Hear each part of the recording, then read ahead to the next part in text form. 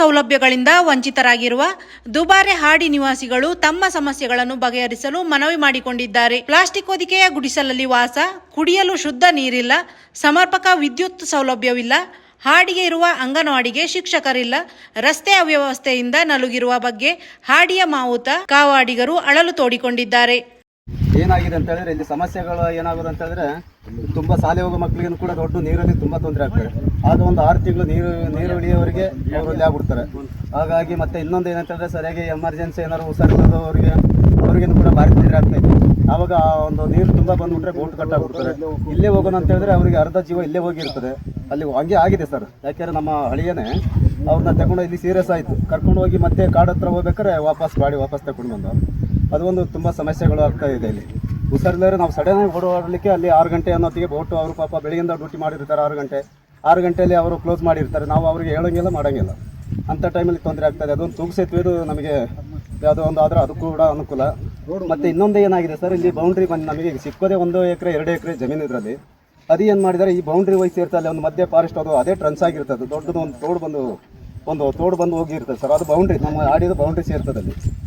ಆಡಿ ಬೌಂಡ್ರಿ ಸೇರೋತ್ತಿಗೆ ಅದೇನು ಮಾಡಿರ್ತಾರೆ, ಇವಾಗ ಮಧ್ಯದಲ್ಲಿ ಒಂದು ಕಟಿಂಗ್ ಮಾಡಿಬಿಟ್ಟು ನಮಗೆ ಕಾವೇರಿ ನದಿ ಸೇರ್ತದೆ. ಕಾವೇರಿ ನದಿಗೆ ಹೋಗಿ ಸೇರಿದೆ ಒಂದು ಟ್ರನ್ಸ್ ಲಾಸ್ಟಿಗೆ. ಅದರಲ್ಲಿ ಏನು ಮಾಡಿದ್ರೆ ತೋಡು ಬಿಟ್ಟು ಮತ್ತೆ ಒಂದು ಸೈಡಿಗೆ ಒಂದು ಟ್ರನ್ಸ್ ತಗೊಂಡು ಹೋಗ್ತಾರೆ. ಇವಾಗ ಏನು ಹೇಳ್ತಾರೆ ನಮ್ಮ ಡಿಪಾರ್ಟ್ಮೆಂಟಲ್ಲಿ, ಏನು ಮಾಡ್ತಾರೆ, ನೀವು ಆ ಕಡೆ ಹೋಗಬೇಡಿ, ಇಲ್ಲಿಂದ ಈ ಕಡೆ ತಗೋಬೇಕು ಅಂತ ಹೇಳಿ. ಆವಾಗ ಸಾರಸ್ವತ ಸರ್ವೆ, ನಮ್ಮ ಆಡಿ ಸರ್ವೆಯಲ್ಲಿ ಪೂರ್ತಿ ಬೌಂಡ್ರಿ ಸರ್ವೆ ಮಾಡಿದ್ದಾರೆ.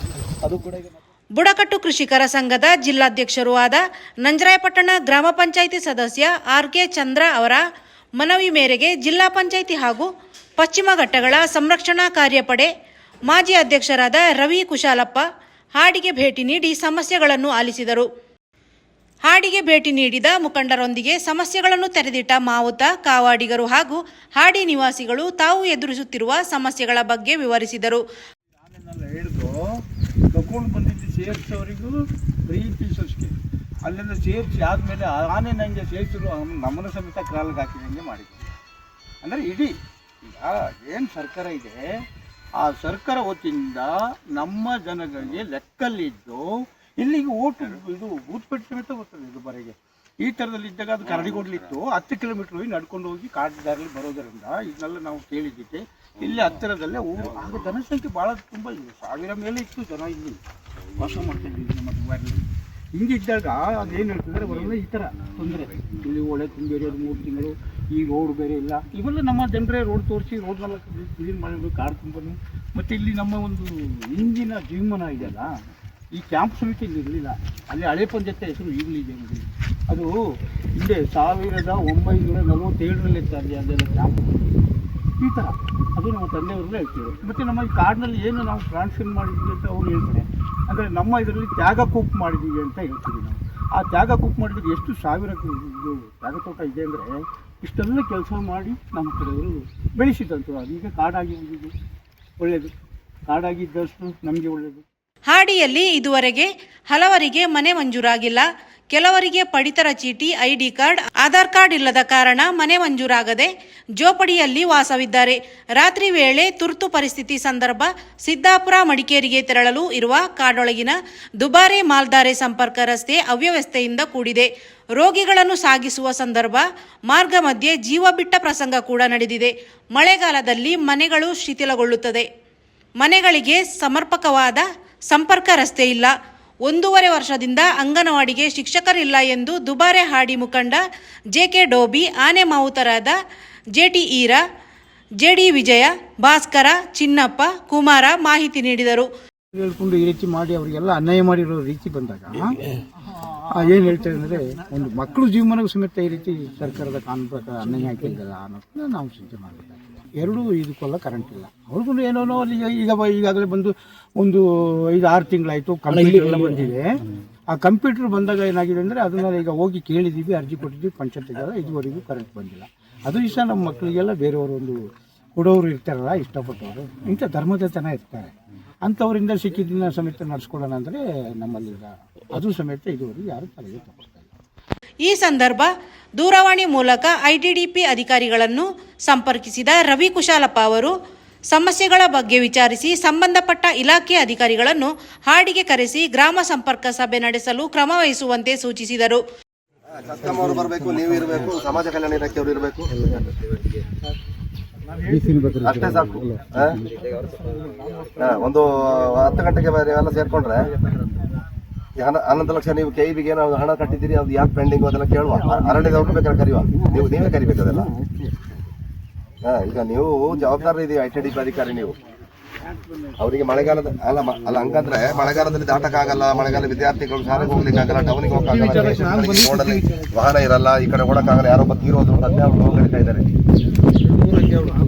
ಅದಕ್ಕೆ ನೀವೇ ಇದಕ್ಕೆ ಸಂಬಂಧಪಟ್ಟ ಇಲಾಖಾಧಿಕಾರಿ ಜಿಲ್ಲಾ ಮಟ್ಟದ ನಿಮ್ಗೆ ಯಾವ ಅರಣ್ಯ ಇಲಾಖೆಯೋ ಅಥವಾ ಸಮಾಜ ಕಲ್ಯಾಣ ಇಲಾಖೆನೋ ಅಥವಾ ಇಒ ಪಂಚಾಯತಿಯವರೋ KEB ಅವರು ಯಾರು ಅಡೆತಡೆ ಮಾಡ್ತಾರೆ ನಿಮಗೆ ಅವ್ರನ್ನ ಕರೀರಿ, ಸಾರ್ವಜನಿಕವಾಗಿ ಒಂದು ಚರ್ಚೆ ಮಾಡಿ ಎಲ್ಲಿ ಅಡೆತಡೆ ಉಂಟು ಅದು ಸರಿ ಮಾಡ್ಕೊಂಡು ಅವರಿಗೆ ಸೌಲಭ್ಯ ಕೇಂದ್ರ ಮತ್ತು ರಾಜ್ಯ ಸರ್ಕಾರಗಳ ಸೌಲಭ್ಯಗಳನ್ನು ಕೊಡಲಿಕ್ಕೆ ಒಂದು ಪ್ರಾಮಾಣಿಕ ಪ್ರಯತ್ನ ಮಾಡಬೇಕಲ್ಲ ಒಟ್ಟಾಗಿ ಅಂತ ಸೇರಿ.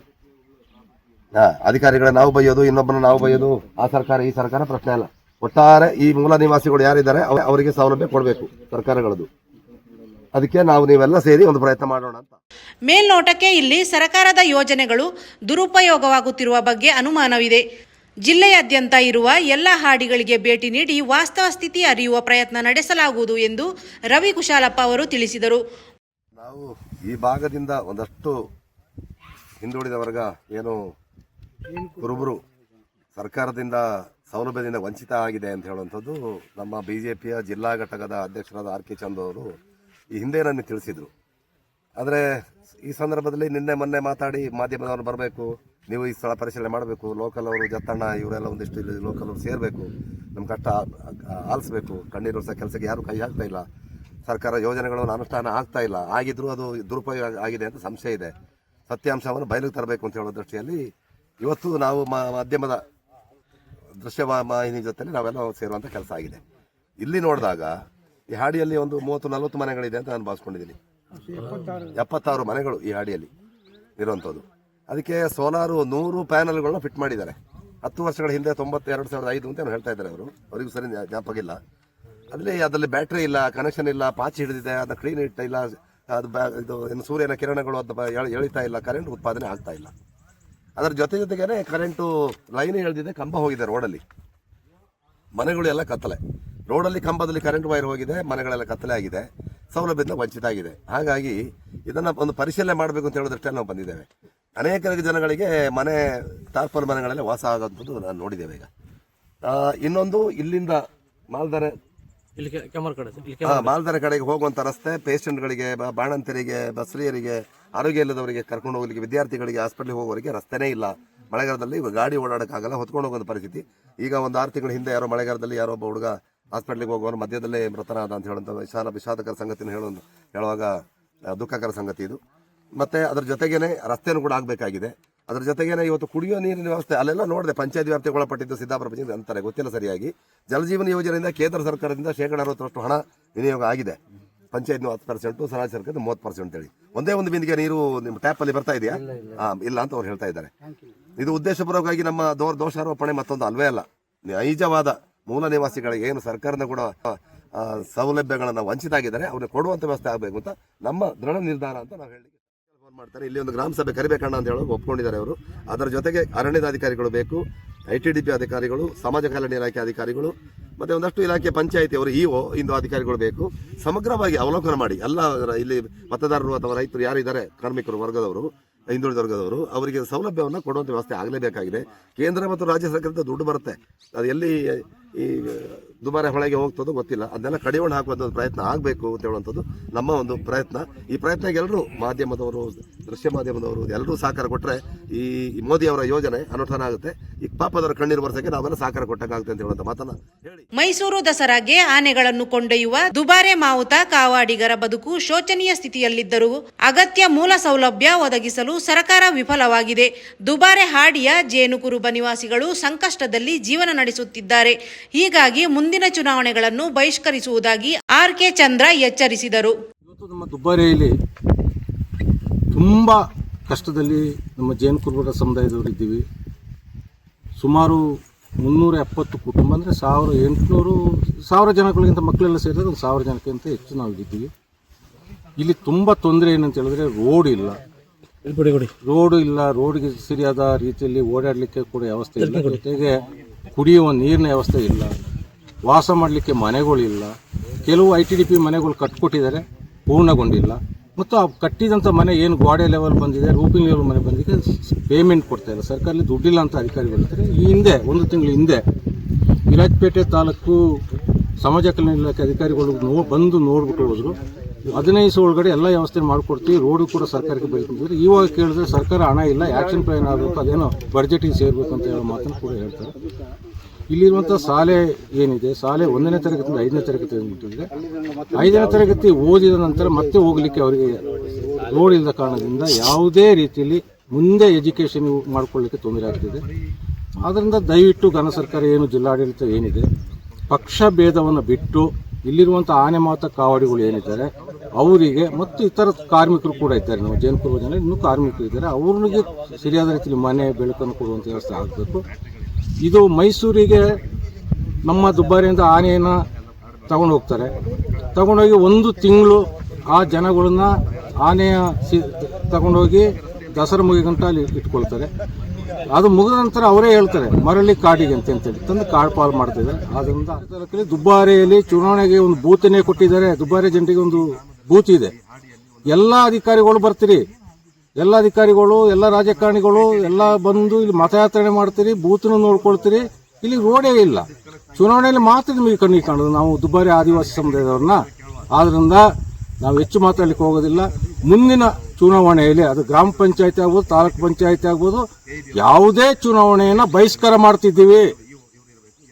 ಇವತ್ತು ಮಾಧ್ಯಮದ ಮುಖಾಂತರ ಹೇಳ್ತಿದ್ವಿ, ದುಬ್ಬಾರಿ ಆಡಿಯವರು ನಮ್ಮ ಸಮುದಾಯದವರು ಯಾವುದೇ ಪಕ್ಷಕ್ಕೆ ಮತದಾನ ಮಾಡೋದಿಲ್ಲ, ಬಾಯ್ಕಟ್ ಮಾಡ್ತೀವಿ ಅಂತೇಳಿ ಜಿಲ್ಲಾಡಳಿತಕ್ಕೆ ಎಚ್ಚರಿಕೆ ಕೊಡ್ತಿದ್ವಿ. ಧನ್ಯವಾದ. ಈ ಸಂದರ್ಭ ಕುಶಾಲನಗರ APMC ಮಾಜಿ ಉಪಾಧ್ಯಕ್ಷ CP ವಿಜಯ ಜತ್ತ, ಕಾವಾಡಿಗರಾದ ಮಣಿ, ಸುರೇಶ, ಪಾಪು, ರಾಜ, ಮಂಜು, ಶಿವು, ಸಂತೋಷ, ರಂಜನ್, ಜಗದೀಶ್ ಮತ್ತಿತರರು ಇದ್ದರು.